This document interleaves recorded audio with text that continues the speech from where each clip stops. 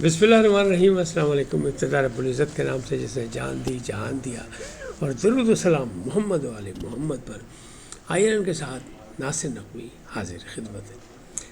ناظرین، جنگ جاری رہے گی، جنگ بندی طویل ہوگی، جنگ ختم ہو جائے گی، بحران کیسے ختم ہوگا، یہ ہر شخص کا سوال ہے، چاہے وہ پاکستان میں بستا ہو یا پاکستان سے باہر ہو۔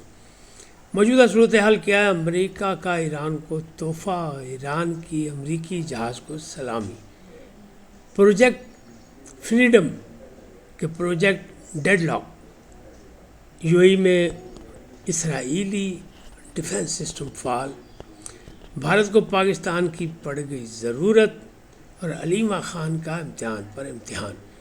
ان تمام باتوں پر گفتگو کروں گا، لیکن پہلے آپ سے گزارش کیا ہے، ان کو سبسکرائب کریں، لائک کریں، گھنٹی کا بٹن دبانا بھولیں، اور اپنی قیمتی رائے کا اظہار اپنی شخصیت کے مطابق کریں۔ جی ناظرین، پہلی بات وہی کہ جنگ کا کیا بنے گا۔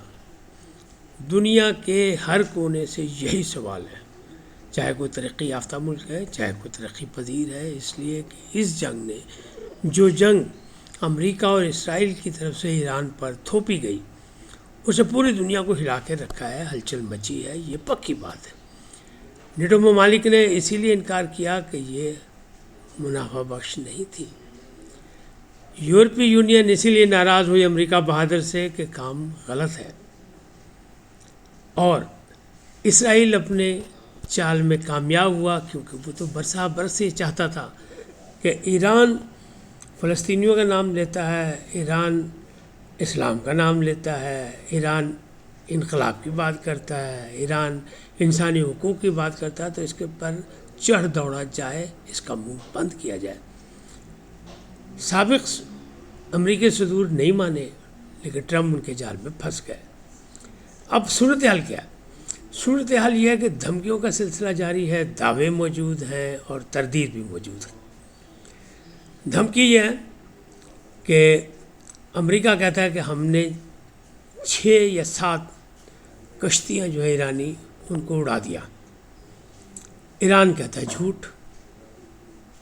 امریکہ کہتا ہے کہ ہم نے ناکہ بندی کر کے ہرمز سے بارودی سرنگوں کا صفایا کرنا شروع کر دیا، اور ہمارے جہاز وہاں سے گزرنا شروع ہو گئے۔ ایران کہتا ہے سفید جھوٹ، واشگاف جھوٹ۔ اچھا، یوں ہی کہتا ہے کہ ہم پر حملہ کیا ایران نے۔ ایران کہتا ہے ہم نے حملہ نہیں کیا۔ یوں ہی کہتا ہے کہ ہم نے ڈیفنس سسٹم جو ہے اسرائیل کا وہ فعال کر لیا، اور ہم نے اس کے میزائل مار بھی گرائے۔ لیکن یوں ہی کی صورتحال جو وہ یہی ہے کہ وہاں ایمرجنسی نافذ ہے، اور اسکول تعلیمی ادارے بھی بند ہیں، بلکہ آن لائن کلاسز شروع ہو گئی۔ یوں ہی کے ذمہ داروں نے سعودی عرب سے رابطہ کیا، احتجاج کیا۔ سعودی عرب نے دنیا سے احتجاج کیا اور کہا کہ ایران نے اگر حملہ کیا تو غلط۔ ایران کہتا ہے ہم نے حملہ کیا ہی نہیں۔ یوں ہی کہتا ہے کہ ہماری آئل ریفائنری پر بھی حملہ کیا، میزائل داغے گئے، لیکن ہم نے اسرائیلی ڈیفنس سسٹم سے انہیں تباہ کر دیا۔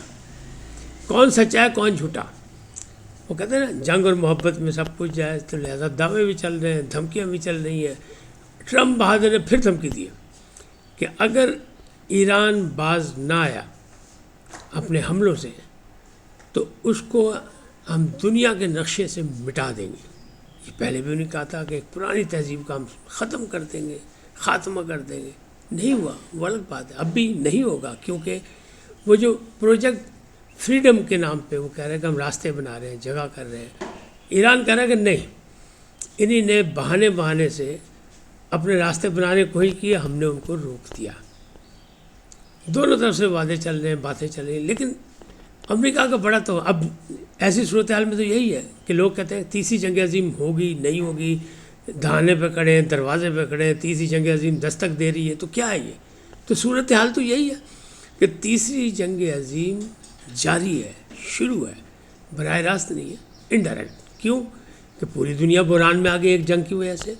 اب شمالی کوریا کے ایک جہاز کو اپنا ہرمز میں آگ لگ گئی، وہ تحقیقات کر رہے ہیں، جہاز چلا گیا، ایک سائٹ پہ لے گیا، کر گئے، تحقیقات کر رہے ہیں، حملہ بھی بچ گیا، سب کچھ ہو گیا، لیکن وہ دیکھ رہے ہیں کہ ہوا کیا۔ ٹرمپ بہادر کہہ رہے ہیں کہ جناب یہ ایران نے حملہ کیا تھا، آگ جو لگی ہے اس میں وہ ایران کی وجہ سے لگی ہے، تو آپ اس جنگ میں شامل ہو جائیں۔ یعنی شمالی کوریا سے کہہ رہے ہیں کہ اس جنگ میں آ جاؤ، شامل ہو جاؤ، تو مسئلہ تو بن گیا تیسری عالمی جنگ کا۔ روس چین جو ہے وہ پہلے نشان لگا کے بیٹھا ہوا کہ نہیں بس بھی بس، زیادہ بات نہیں چیف صاحب۔ امریکہ بہادر کو اسے پیغام دیا ہوا کہ نہیں کرنا ایسا، لیکن امریکہ بہادر بھی پھنسے ہوئے۔ لیکن جنگ ہوگی نہیں ہوگی، طویل جنگ بندی رہے گی نہیں ہوگی، یہ اس بات کا ثبوت ہی ہے کہ ایران اپنے عزم کا اظہار تو کرتا ہے۔ اس نے کہا امریکی جہازوں کو ہم نے روکا ہے، ہم نے ان کو سلامی دی ہے اپنے میزائل کے حوالے سے، اپنی چھوٹی کشتیوں کے حوالے سے، لیکن امریکہ بہادر نے ایک تحفہ دیا ایران کو۔ وہ کیا؟ وہ وہی جو توساکا جہاز تھا جس پہ 22 افراد تھے، جو ان کے قبضے میں تھا، وہ پاکستان کے ذریعے یعنی پاکستان کی ثالثی کے ذریعے واپس لوٹا دیا گیا۔ امریکہ نے پاکستان کو دیا، پاکستان نے واپس ایران پہنچا دیا۔ گوادر پسنی سے ہوتا ہوا گوادر گیا، گوادر سے وہ عملہ جو ہے وہ ایران چلا گیا، 22 افراد گئے۔ جہاز کے بارے میں بھی یہی کہا جا رہا ہے حکومت پاکستان کی طرف سے کہ اس کی ضروری مرمت ہے وہ مکمل کر کے وہ بھی ایران کے حوالے کر دیا جائے گا، تو تحفہ بھی مل رہا ہے۔ اب یہ معاملات کیا ہیں؟ معاملات بڑے عجیب و غریب ہیں۔ دیکھیں پاکستان منا رہے مارکہ حق کی سالگرہ، تو پاکستان نے منہ توڑ جواب دیا تھا اپنے ازلی دشمن بھارت کو، لیکن بھارت کا ایک جہاز اپنے حرمت میں پھنس گیا، عمان سے بھارت جا رہا تھا، ایمرجنسی نافذ ہوئی تو پاکستان سے رابطہ کیا گیا اور پاکستان سے کہا گیا مدد۔ پاکستان مدد کے لیے پہنچ گیا اور پاکستان نے اپنے کشمیر مشن سے ان کو ریسکیو کیا۔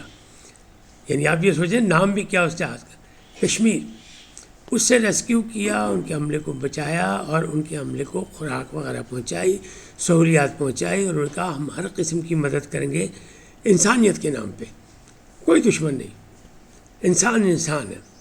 تو یہ مسئلہ ہے کہ بھارت کو بھی ضرورت پڑ گئی پاکستان کی، تو پھر وقت کا کوئی پتہ نہیں ہوتا۔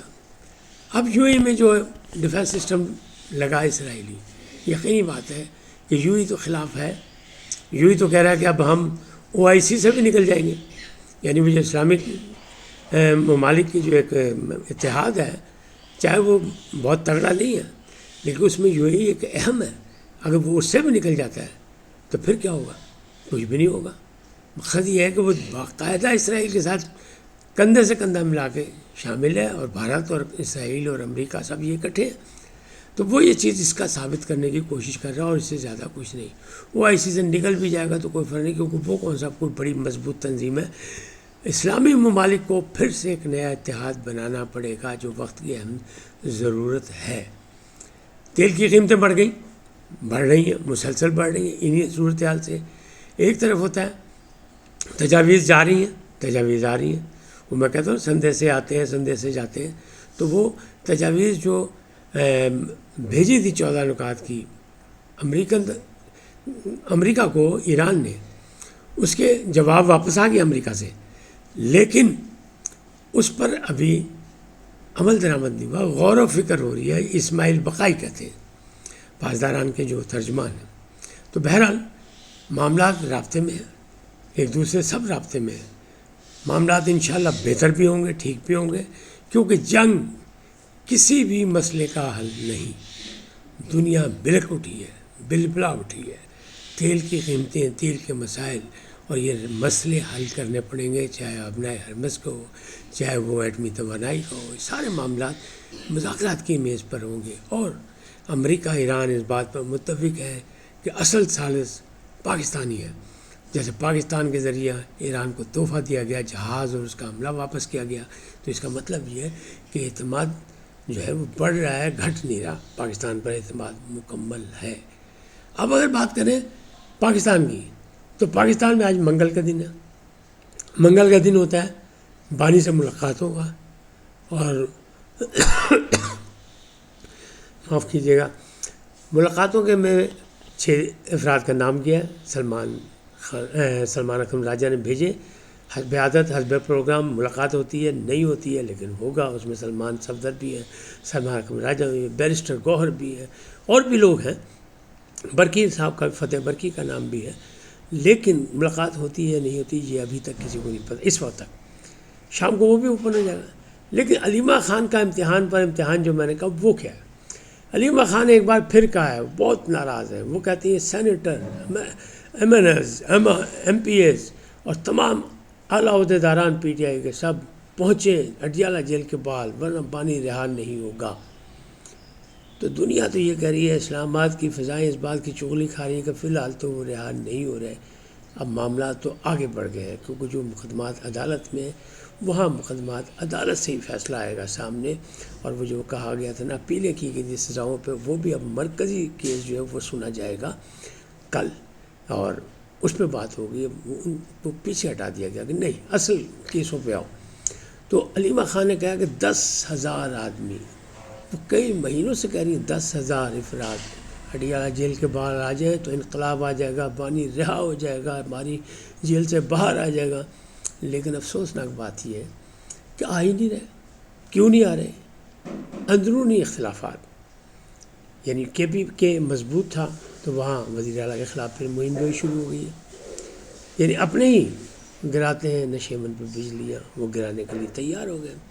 ادھر بھی معاملات ایسے ہی ہیں۔ پرویز الہی صدر رہا بھی ہوئے تو بیماری کے باعث وہ سامنے نہیں آئے، لیکن گزشتہ دنوں میں وہ ایک شادی کی محفل میں منظر عام پر آئے، اور وہاں ان کی محمود اچکزئی سے بھی ملاقات ہوئی، اور ان کو ہنستے کھیلتے کہہ لگاتے بھی دیکھا گیا۔ اس کا مطلب یہ ہے کہ اب وہ ماشاء اللہ روب و صحت ہے۔